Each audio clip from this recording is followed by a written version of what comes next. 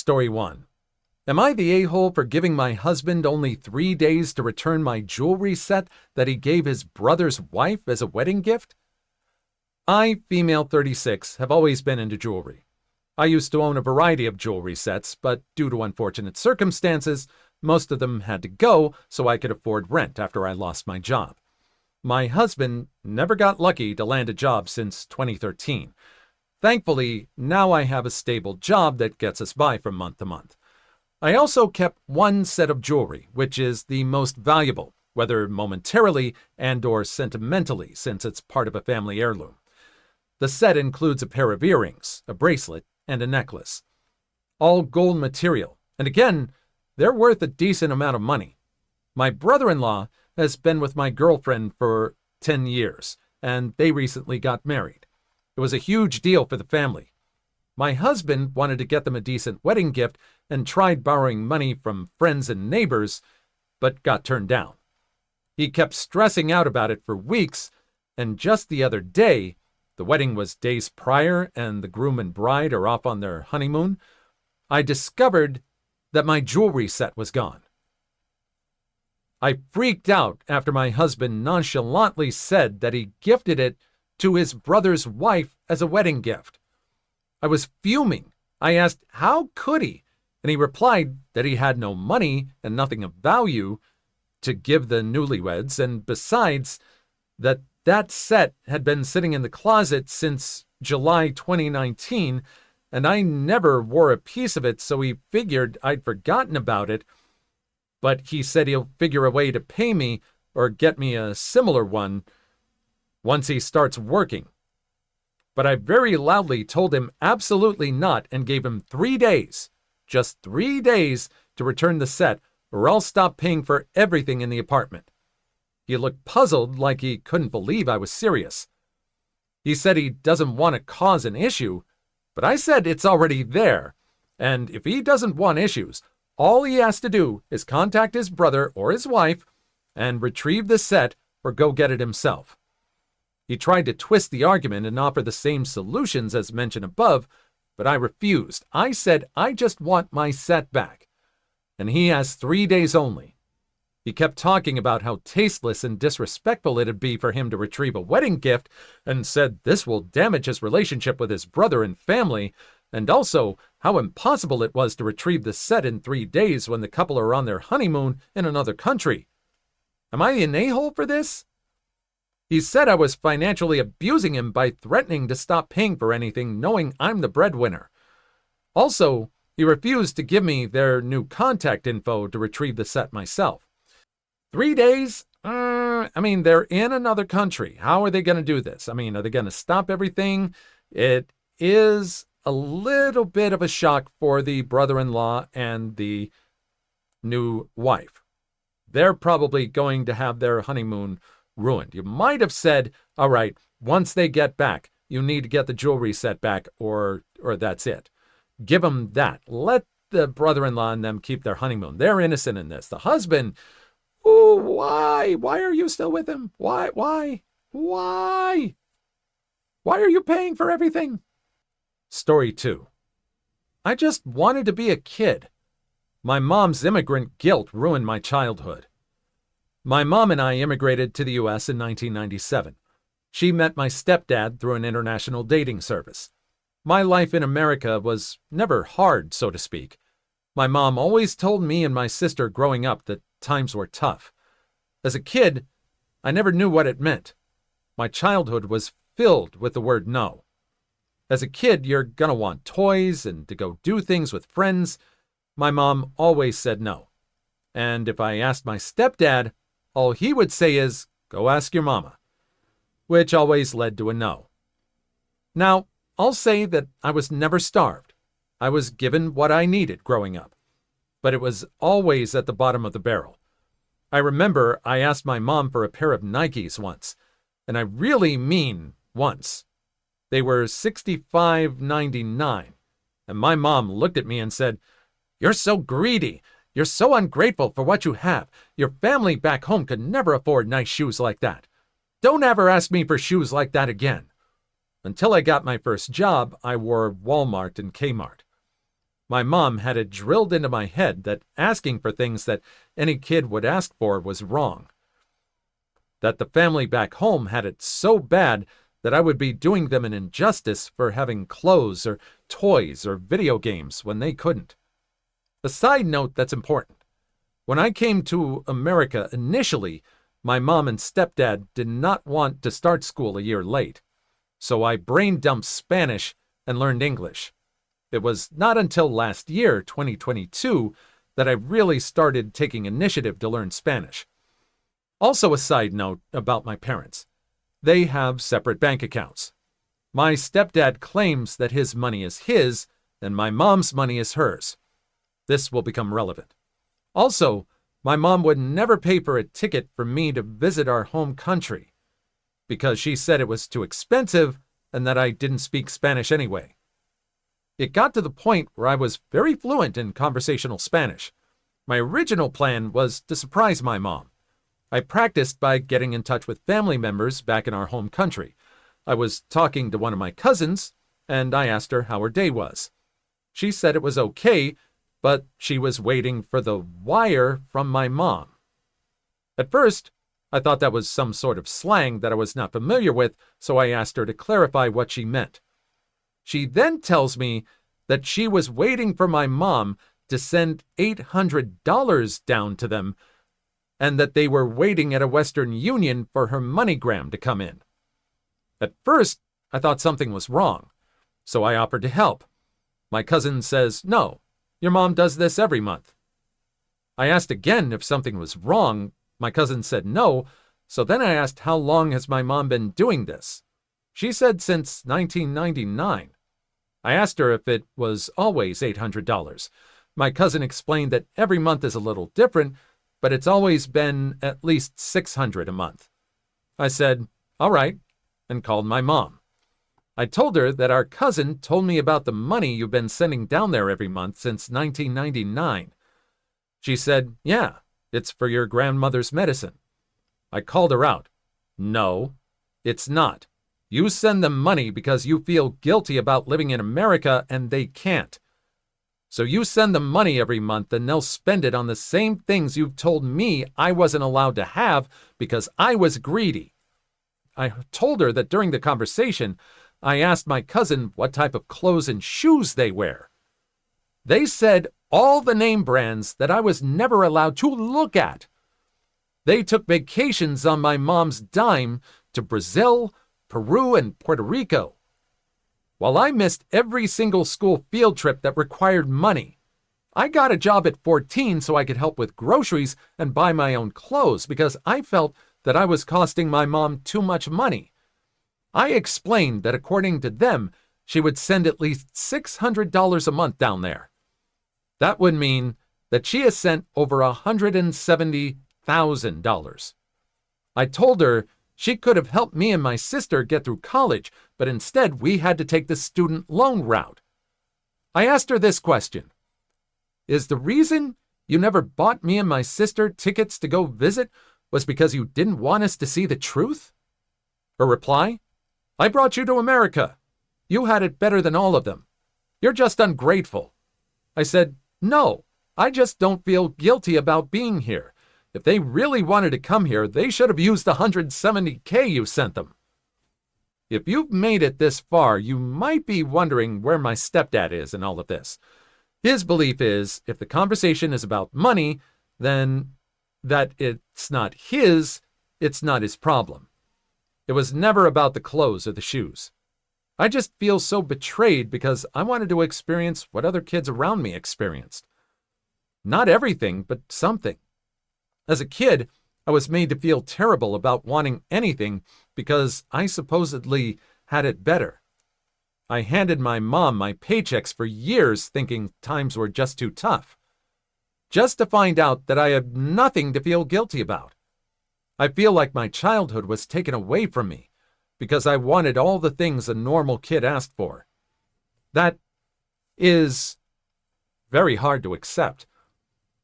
Sure, they might come from a country where they probably don't have it as well as you have.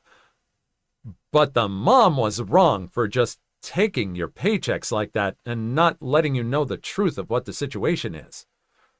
Now that you know how to work for yourself at least. And at least you can provide those things for yourself. You might have some things to catch up on. But, now you know, and at least you're on a path to being able to live on your own. Story 3. Police were called because of leaves. That's going to cost you. This is recent and very petty, but great. My friend keeps a very clean yard. In the fall, he likes to get all the leaves before it rains, and they become a shrew to pull up. His neighbor doesn't care about his yard, as he has owned the house for a few years and still has not moved in. He lives a few states away. As my friend was finishing up sucking up the leaves with his machine, some of them blew into the neighbor's driveway. Maybe 20 leaves total. My friend finished up and went inside. About 20 minutes later, there was a knock on the door and a squad car outside.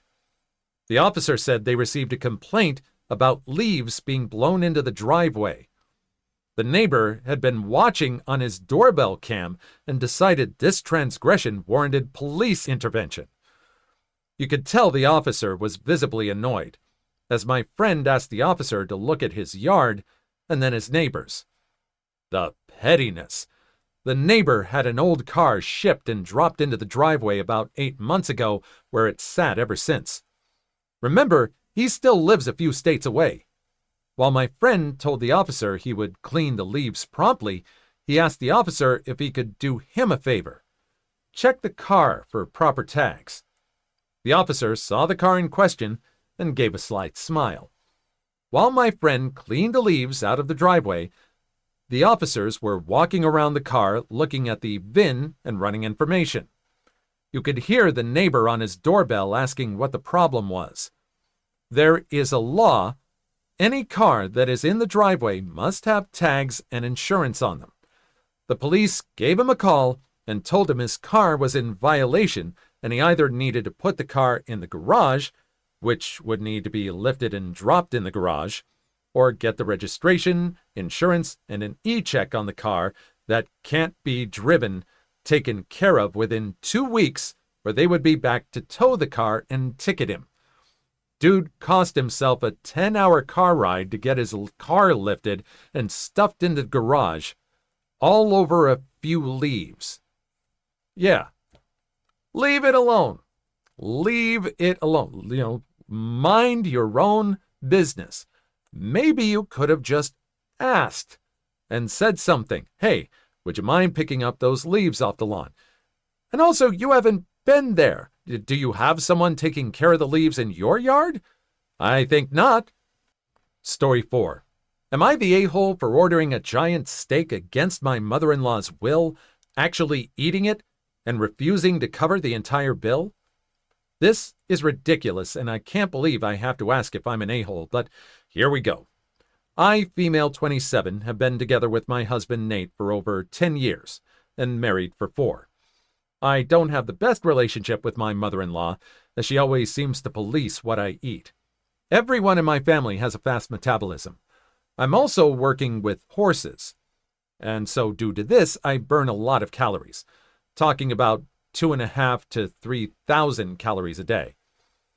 I usually have rather large meals to get the energy back, and I still remain skinny. Now to the event. My in-laws invited me and Nate for dinner last Friday. I was very busy back then and haven't eaten since about 6 or 7 a.m., and also didn't have a chance to have a snack before heading to the restaurant, so I was starving. I usually have something to eat before seeing my mother-in-law to avoid her comments. Due to this, I've ordered a large steak at the restaurant, which was meant for 2 people. It also came with prawns, bacon, and 2 sides. Please note, it was not the most expensive item on the menu, as some of my in-laws had significantly pricier dishes, and we were all splitting the bill anyway. My mother-in-law started making comments about how I shouldn't be ordering what I can't eat, since even her husband wouldn't be able to finish the dish, let alone someone my size. I smiled and said I haven't eaten since early morning and am starving. If I don't finish the steak, I will take the leftovers home. I had easily finished the steak and was waiting for my dessert when my mother-in-law flipped. She said I am attention-seeking and was putting on a show. She also said I had made my father-in-law and brother-in-law feel uneasy and that a woman shouldn't eat that much. It's unhealthy, and something is wrong with me. She has then demanded me and Nate to cover the entire bill as she wasn't planning on such a big expenditure. I said we are absolutely not covering the entire bill, since it was meant to be split equally, and reminded her of the dishes she ordered, which were significantly more expensive compared to my steak, including her starter. As a result, I was called an a-hole who ruined a family dinner. Nate is on my side, but most of my in-laws are making very passive-aggressive posts on social media about it and keep sending me different articles on what might cause excessive eating. Which is it? Are you mad that she is ordering something that you don't think she can finish, or do you think she's eating too much? Which is it? Pick a lane. And also, why was she ordered to cover the entire meal just because she ordered something she was able to finish? Why? They just don't like her in general. It's just that. That's just all I can think of. What do you think? Please like and subscribe if you've made it this far. I hope you'll enjoy the rest of the video and have a wonderful day. Story 5. Boss griped at the idea of me slipping out of work 5 minutes early to get to an appointment on time. Said I'd need to use a sick or personal day. So I did. For background, my old boss used to be more flexible. As long as we got our tasks done, if something came up and we needed to slip out a few minutes early, they never had much of an issue. I rarely took advantage of it, but if I had to, I always made sure to make up those few minutes elsewhere. This new boss comes along and is such a micromanager and control freak. Now, we're not allowed to even be a minute late or leave a minute early. We need to actually put in for paid time off, either for half or full day, just to be able to slip out a few minutes early. I had an appointment one day and offered to work through my break time just to leave a few minutes early. Boss balked at the idea. I arranged ahead of time for a whole personal day off.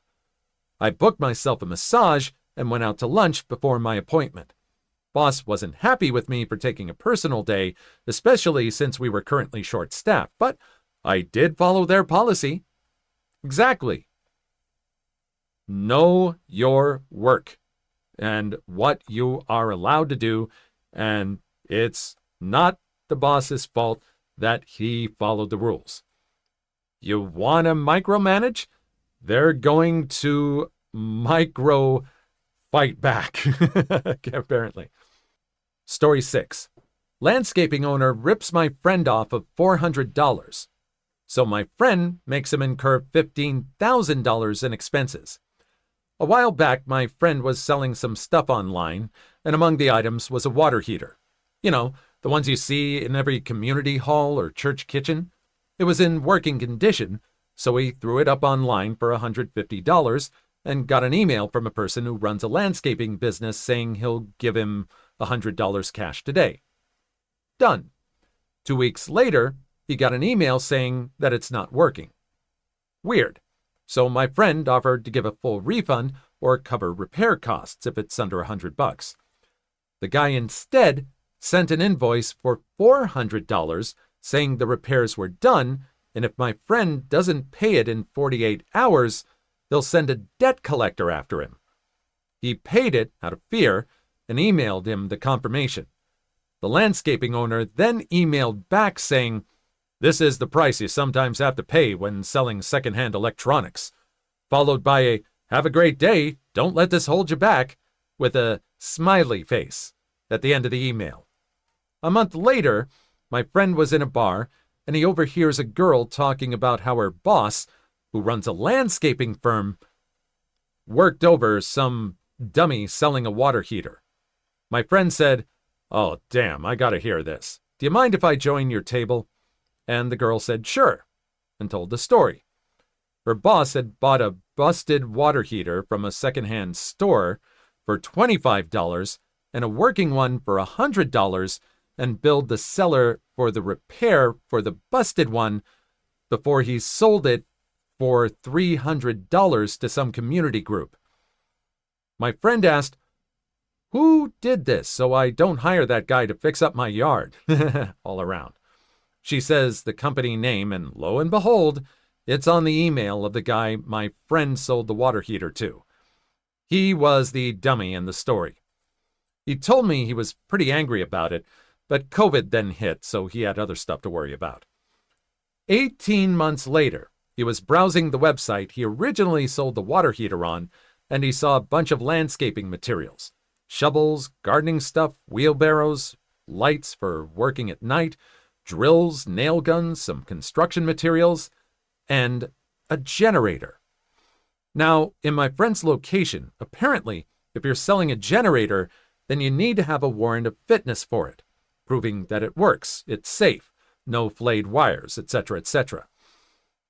Most people ignore it, and he saw that this generator is being sold by the landscaping firm. This generator, he said, just by looking at it, there was no way in hell would it have a WOF. Word of note. Failure for a business to provide a WOF upon request for a generator after 2 weeks, when reported to the official departments and enforced by the court. The punishment is a hefty fine, and the courts often force the seller to refund the affected party and pay any costs that they incurred. Evil plotting music.mp3. He talked to his flatmate, who agreed that they would go 50-50 on the generator, but he would transfer the money. Now, my friend had never met the landscaping firm owner face-to-face when selling the water heater. He had left it outside, and pickup was confirmed via his security camera. And when he gets there, it was clear that the owner, this old grumpy-looking man who enjoyed yelling at his employees, had emptied out his storage unit. The owner was very much as it is, no refund. And the flatmate showed him the transfer confirmation, and they took the generator for $800. No warrant of fitness is provided. They then took it to a friend of theirs who is an electrician, and he agreed to check it and give an invoice for repairs, and to quote the friend, "It would be cheaper to buy a new generator, and to be honest, this generator shouldn't have been sold. It should have been scrapped." They also found that the main identifier number had been scratched off, but not a second number that's often recorded as well on WOFs for tracking purposes. So they got in contact with the seller, telling him the cost for repair, around $5,000. He promptly tells them that he's not paying, as it is, no refund, to which they then ask, "Have you got the warrant of fitness for this generator?" Silence for 2 days. They followed up with another email asking for it. No response. They then ask again and get an email from him saying that he'll take it back for $800. They said, "No, we want the WOF," and they get no response. They emailed him every day for 2 weeks. Nothing. So they printed out the original item listing that had been screenshotted and had been archived on the website and reported him to the website. And then the government. 4 months later, my friend was in court, and the guy went up to him. He tells him that he will take back the generator for $800 and that my friend and his flatmate will be going in to tell the judge that the seller has refunded them and that they want it all dropped, and that's what's happening here. Full stop. End of story. They are doing what they are told to do. My friend said no. So they went into the courtroom, and it's over very quickly. The inspector the government sent out to inspect the generator stated that it was in poor condition, shouldn't have been sold, was highly unsafe, and that the seller had tried to get the generator a WOF in early 2021, but instead had been told that it was to be repaired or scrapped and that it was not to be sold. They identified it by a second number on the generator that they took down in the original attempt to get it WOF'd, which had not been scratched out like the first. The judge ordered the landscaping firm owner to refund the flatmate the $800, pay the $5,000 for repairs to the generator and was ordered to pay a $10,000 fine, which would be given directly to my friend's flatmate as the affected party. When they left the courtroom, the owner was furious and told them that under no uncertain terms was he paying them a penny more and that he couldn't understand what he had done to deserve such treatment. To which my friend said, "Remember the water heater?" He gave him a very confused look. "Remember the water heater you bought for $100? Well, I do, because I sold it to you, and I know that you had a different one repaired and invoiced me for it." His jaw was on the floor, and to hit it home, he said, "It's a shrew, isn't it? When what goes around comes around, especially when it accumulates interest. You have 48 hours to pay, or a debt collector will be contacted. Remember, this is the price you sometimes have to pay when selling secondhand electronics. Have a great day. Don't let this hold you back." And they left. He paid the $15,000 2 days later. My friend and the flatmate split the $10,000 50-50 as they had agreed, combination of rent payments and study stuff. The generator they got repaired, and then got a WOF for it before selling it for $1,000 with a newly replaced identifier number. Then they went out for a wonderful dinner and night out on the town. In short, old landscaping owner rips my friend off $400, so my friend makes him incur $15,000 in expenses. What a cheat, and what a way to come back and bite him in the butt. It's amazing that they were able to run across this story and be able to find this guy out. I'm sure this guy thought that he was going to get away scot-free and just not worry about it, and just, never met the guy and was able to rip him off like that. Just amazing. Do you have any stories like that? Please leave your story in the comments. I would love to make a video on them in the future. Also, don't forget to like and subscribe.